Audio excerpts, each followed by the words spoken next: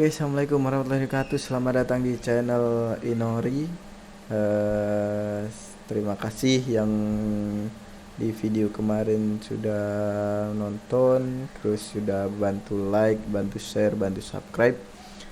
Di video kedua kali ini saya akan menjelaskan tentang basic atau dasar-dasar dari Microsoft Excel, yang mana Microsoft Excel ini sebenarnya adalah aplikasi yang wajib kita bisa, karena di kehidupan sehari-hari kita akan sangat terbantu apabila kita bisa menguasai Microsoft Excel.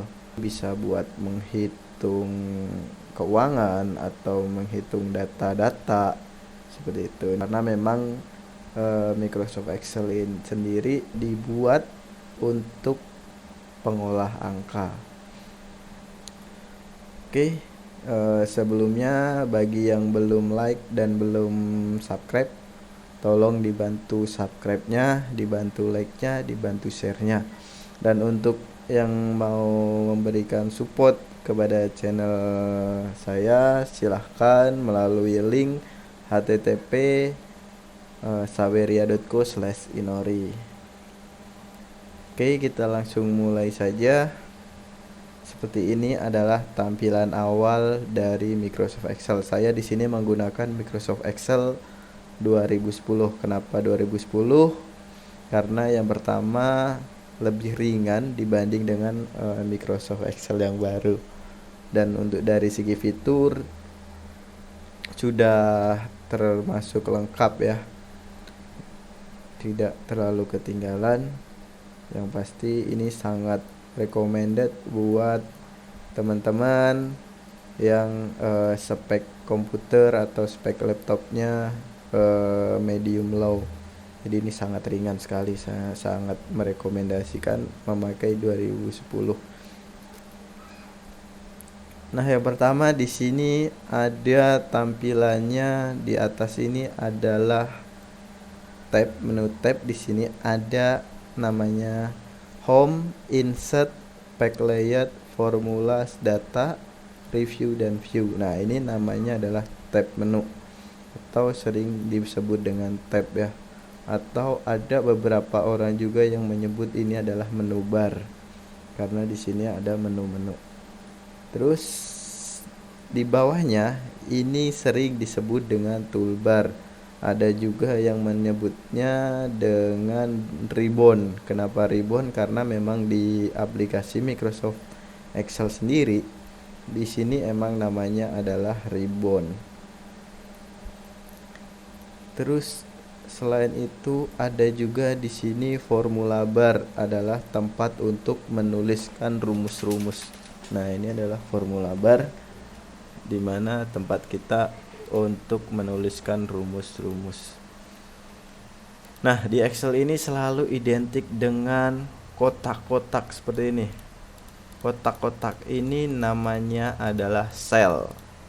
Nah, sel ini bisa kita lihat di kiri atas halapan, ini berarti sel, nama selnya adalah sel halapan. Kenapa bisa halapan? Karena di sini kita lihat di sini ada namanya kolom.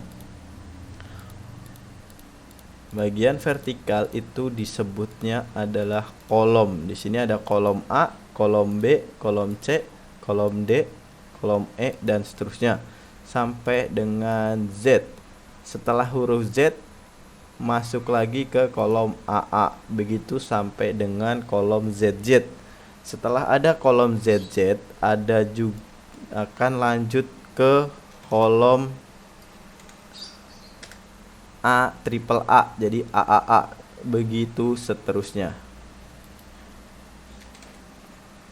Terus selain kolom itu ada juga row atau baris. Nah, yang horizontal ini namanya adalah baris. Baris 1, baris 2, baris 3, atau row 1, row 2, row 3. Nah, jadi sel ini sendiri adalah pertemuan antara kolom dan baris. Jadi kolom dulu yang disebut, baru barisnya. Misal kita klik di sini, berarti ini kolomnya adalah kolom L, kemudian barisnya adalah baris 10. Nah, ini berarti disebut sel L10 karena berada di pertemuan antara kolom L dan baris 10. Nah, jadi itu sudah yang disebut dengan kolom dan baris. Kemudian di bawah sini ini ada sheet 1, sheet 2, sheet 3. Nah, sheet ini adalah lembar kerja kita. Jadi, kita bisa membuat data di sini di sheet 1, sheet 2, sheet 3, dan kita juga bisa menambahkan lembar kerja lebih banyak lagi. Nah, ini sangat bisa dimungkinkan untuk membuat sebuah aplikasi sederhana. Ya, di sini bisa untuk sebagai database-nya. Database kita bisa menggunakan Excel, itu juga bisa. Nah, di sini kita bisa ngerubah nama sheet-nya menggunakan klik kanan terus di rename. Nah, misal di sini kita membuat data siswa. Nah, di sheet 2 kita bisa membuat data guru. Nah, dan seterusnya.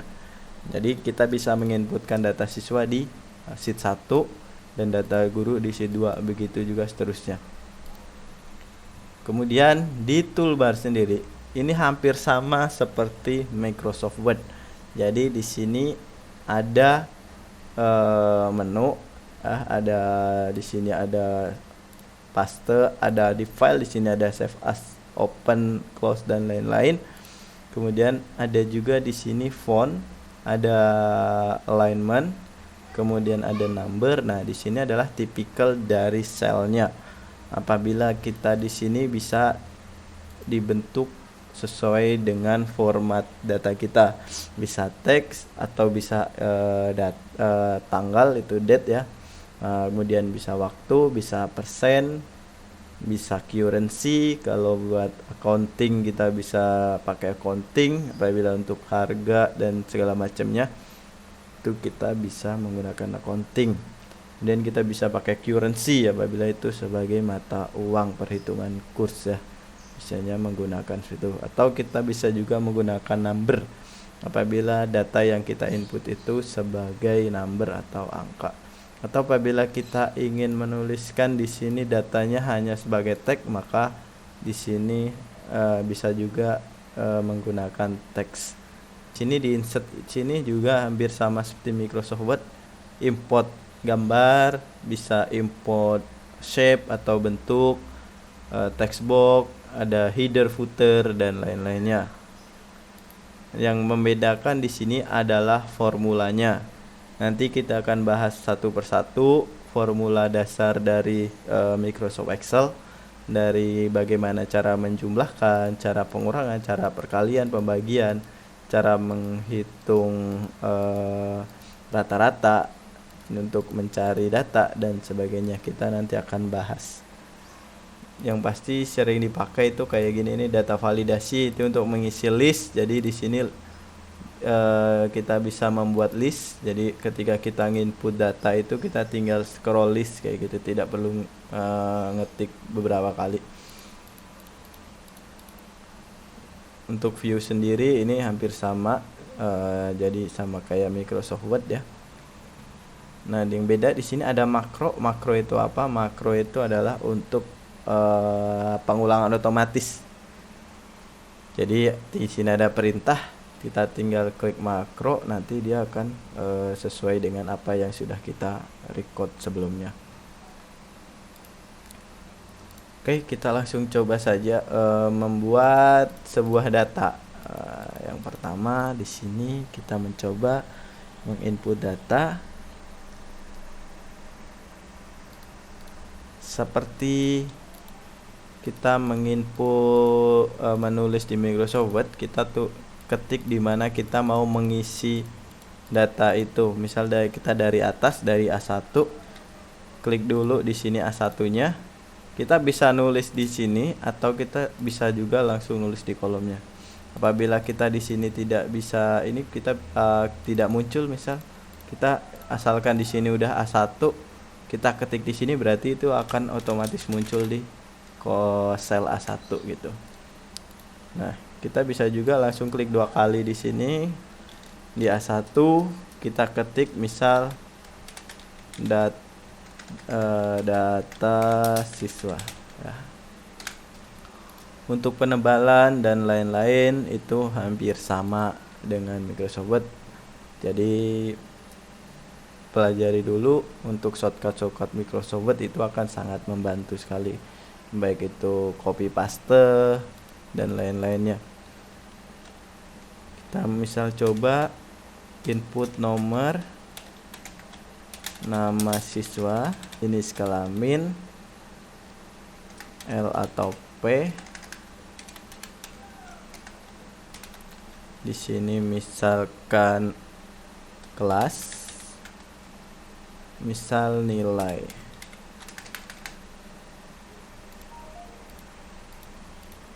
Kita coba bikin di sini nilai.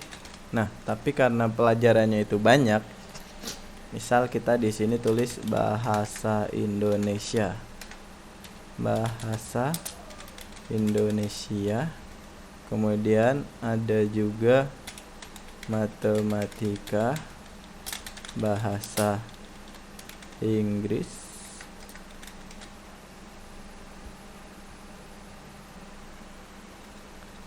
terus produktif, atau ini aja, agama, pendidikan agama.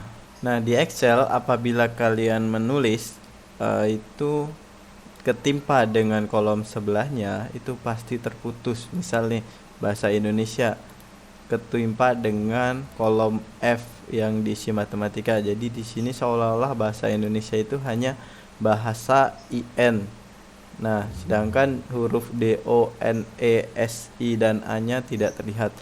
Bagaimana cara mengatur kolom ini secara otomatis? Jadi kita menggunakan shortcut itu ALT plus H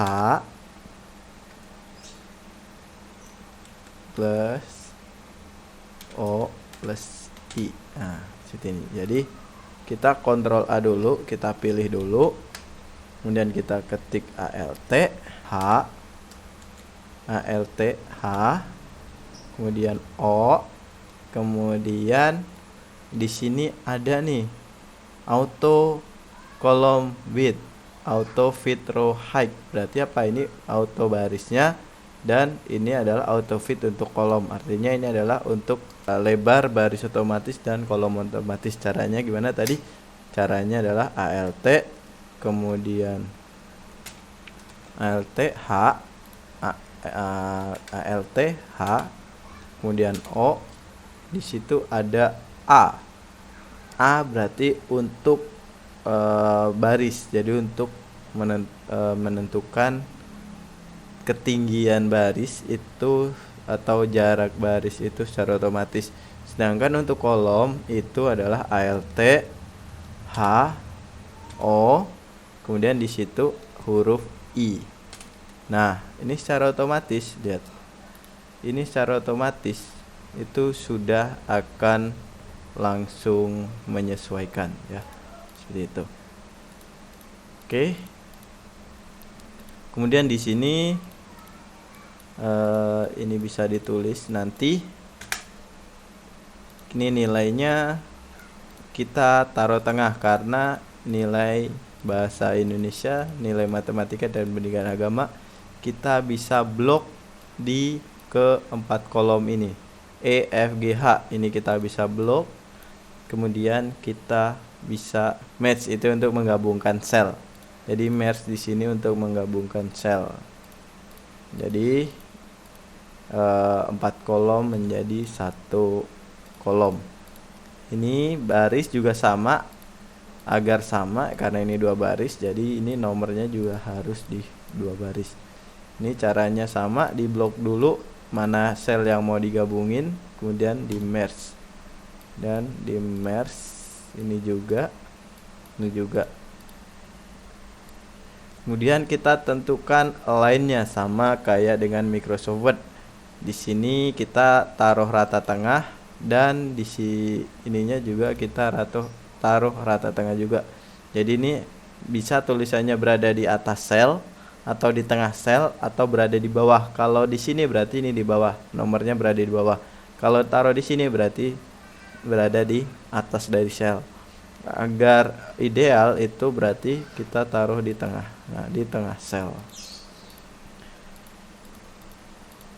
Nah, biasanya tabel-tabel data itu selalu ada namanya tabelnya. Tabelnya itu kita bisa menggunakan border. Jadi kita bisa pakai border. Di sini ada bottom border.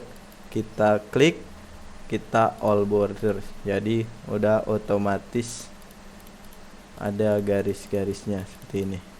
Atau ini bisa juga dilakukan nanti di akhir setelah datanya terisi ya. Yang terpenting adalah kita border dulu untuk kopnya biar berbeda dengan isian data.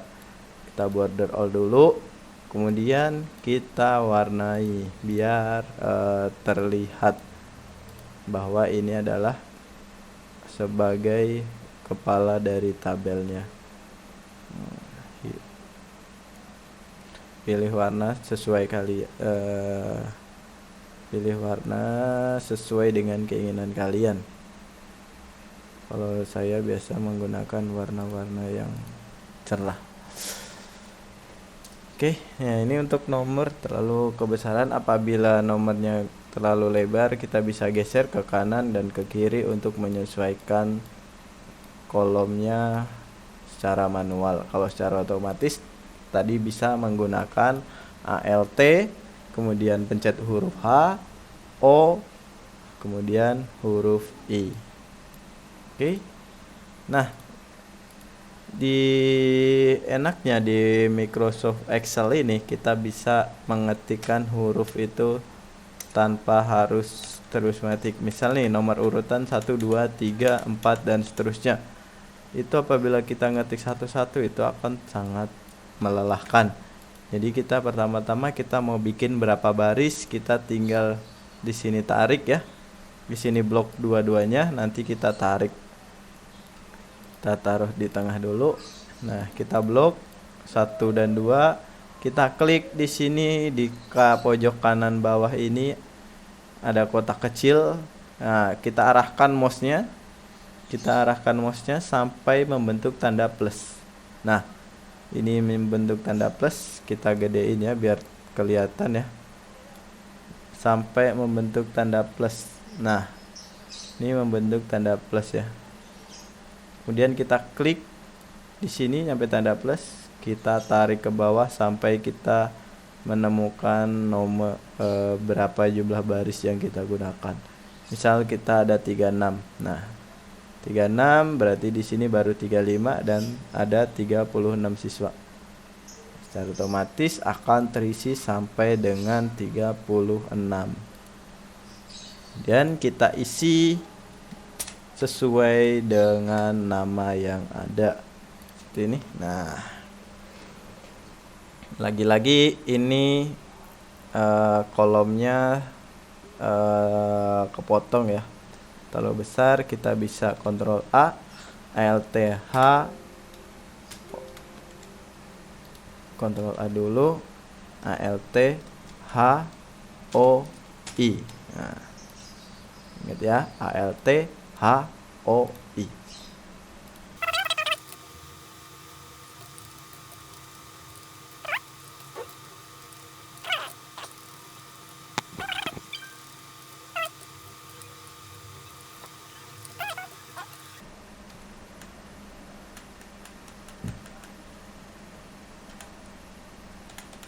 Oke, seperti ini. Kemudian data kelasnya kita isi sesuai dengan kelas kalian.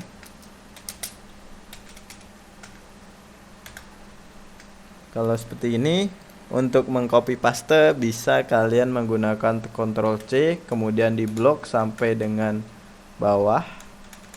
kemudian di Ctrl V, atau bisa juga dengan kalian klik kemudian ditarik seperti tadi, diklik. Nah, bisa juga, atau cara lebih cepatnya adalah kalian klik kemudian setelah ketemu tanda plus 2 di sini, tanda plus 2 maksudnya ketemu dengan tanda plus, kalian bisa langsung klik 2 kali, klik. Nah, ini akan secara otomatis langsung mencetak AKL semuanya di sini. Oke. Kemudian di sini kita input nilai. Nilainya semisal kita random aja 90.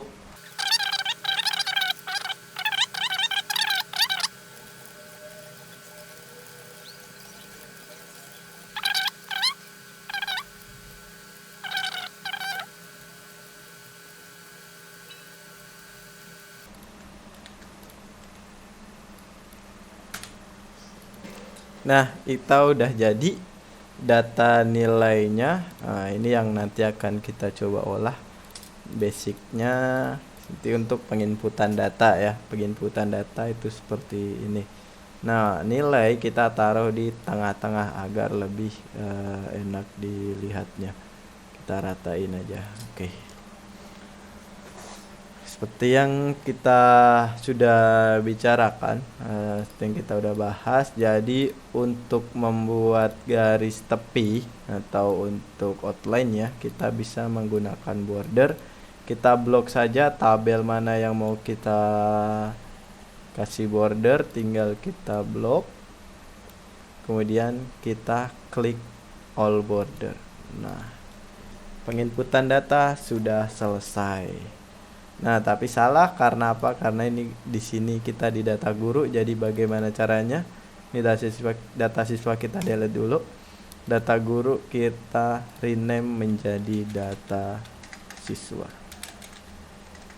Misalkan kalau membuat nama folder, kemudian nama sheet dan nama-nama file, usahakan jangan menggunakan spasi, walaupun dalam prakteknya tidak begitu pengaruh, tapi akan lebih enak apabila tidak menggunakan spasi, karena kalau nanti sudah bertemu dengan coding itu sangat mengganggu ya, bahkan kadang tidak terbaca. Makanya usahakan menggunakan underscore atau paling enggak strip. Kalau saya lebih senang underscore karena dia di bawah jadi tidak itu mengganggu, kalau di tengah kayak mengganggu ya. Jadi saya lebih senang menggunakan underscore atau garis bawah. Seperti ini. Sheet data siswa. Berarti di sini kita sudah menyelesaikan worksheet data siswa. Sini jenis kelaminnya kita taruh di tengah-tengah juga. Oke. Sudah selesai untuk penginputan data. Habis ini kita akan lanjut ke video part 2, di mana nanti akan kita coba bahas mengenai dasar-dasar dari rumus Microsoft Excel. Oke, cukup sekian dari saya. Semoga bermanfaat. Jangan lupa dibantu like, share, dan subscribe-nya. Untuk yang mau support bisa melalui http sawiria.co/inori. Sampai jumpa.